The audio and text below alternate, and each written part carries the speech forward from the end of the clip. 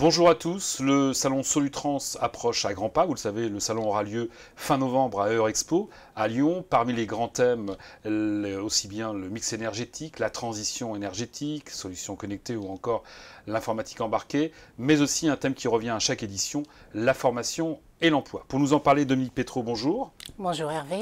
Alors vous êtes responsable pôle formation à la FFC, la Fédération française de carrosserie. On le voit, le monde du véhicule industriel évolue, on va dire, très vite, actuellement pour différentes raisons, on en parlera dans un instant. Les métiers évoluent, la formation aussi? Oui, tout à fait.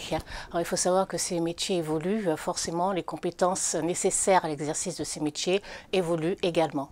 Comme vous venez de le préciser, on est dans un contexte de transition énergétique, mais aussi des normes écologiques à appliquer et également de transformation digitale. Tout cela impacte évidemment la façon de concevoir les véhicules, mais également de les fabriquer, de les conduire, de les réparer, de les maintenir. Donc évidemment, il y a un impact très fort sur les compétences, et qui dit compétences dit formation. Alors soyons concrets, des exemples d'évolution de formation. Par exemple, la formation des jeunes. Il faut savoir que lorsqu'on parle de formation, il faut distinguer la formation des jeunes qui est destinée à tous ceux, tous jeunes qui souhaitent intégrer la filière. Et pour cela, nous avons différents diplômes qui vont du CAP jusqu'au niveau ingénieur. Et régulièrement, ces formations sont mises à jour pour être en adéquation avec les besoins du terrain. Et tout cela se fait avec, bien entendu, l'accord de l'Éducation nationale et sous leur égide. Donc des travaux sont menés régulièrement sur ces formations.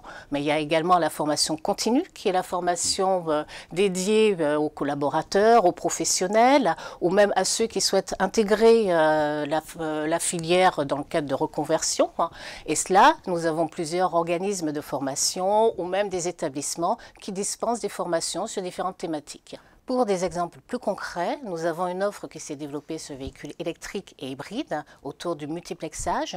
Et nous avons aussi une offre qui s'est développée sur les nouvelles façons, nouvelles méthodes d'assemblage, sur le rivetage et le collage, notamment pour coller et assembler les éléments de carrosserie. Alors la FFC accompagne les différents acteurs de la filière dans cette mutation inéluctable, on va dire. Oui. Comment cela se traduit concrètement ? Alors nous menons différents niveaux d'action pour agir sur la formation. L'une des principales, c'est déjà de participer aux différents travaux pour rénover les contenus de formation des diplômes, d'enseignement et diplômes. Mais également nous participons et menons des réflexions sur les évolutions de métiers pour comprendre comment évoluent les compétences, quelles seront les compétences de demain. Et récemment, nous avons participé à un groupe de travail avec les compagnons du devoir qui menait une étude prospective. Nous accompagnons au quotidien les entreprises membres ainsi que les collaborateurs de ces entreprises sur leurs différentes actions de formation. Là, il s'agit essentiellement de les renseigner pour trouver les formations adéquates, mais également de trouver des sources de financement pour pouvoir effectuer ces formations. Alors on en parlait en introduction, le salon Solutrans abordera bien entendu, comme à chaque édition, le thème de la formation et de l'emploi. Le thème est renouvelé, l'espace également qui est dédié aussi. Ça sera sous quelle forme cette année? Alors cette année, nous renouvelons ces deux espaces.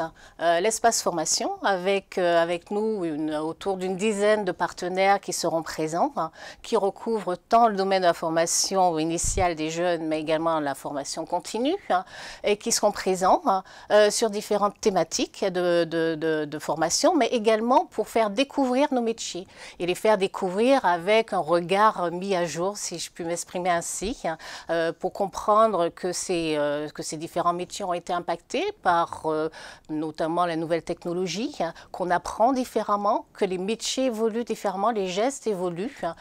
Pour cela, nous aurons différents outils tournés vers les nouvelles technologies, par exemple des simulateurs de conduite, des simulateurs également de soudure ou encore de peinture, pour comprendre que certes les contenus de formation évoluent, mais également la façon d'apprendre évolue. J'imagine que l'emploi aura une large place également au Salon Solutrans. Oui, tout à fait. L'emploi est devenu un thème incontournable et évidemment, un espace sera dédié à l'emploi et pour ce faire, nous aurons des acteurs clés de l'emploi et de l'intérim qui seront présents, que sont Pôle emploi évidemment, mais également Monster Randstad. Ils seront là pour 2 journées, que sont les mercredis 17 et jeudi 18 novembre. Ils sont là pour accompagner tant les candidats, mais également les employeurs dans leurs recherches diverses, en termes d'emploi et également d'intérim. Au cours de ces 2 journées, nous aurons aussi l'opportunité d'organiser des job dating, l'un qui sera plutôt orienté métier en tension et un second plutôt tourné parcours alternant. Merci Dominique et rendez-vous donc à Solutrans. Je vous rappelle les dates du 16 au 20 novembre prochain à Eurexpo à Lyon.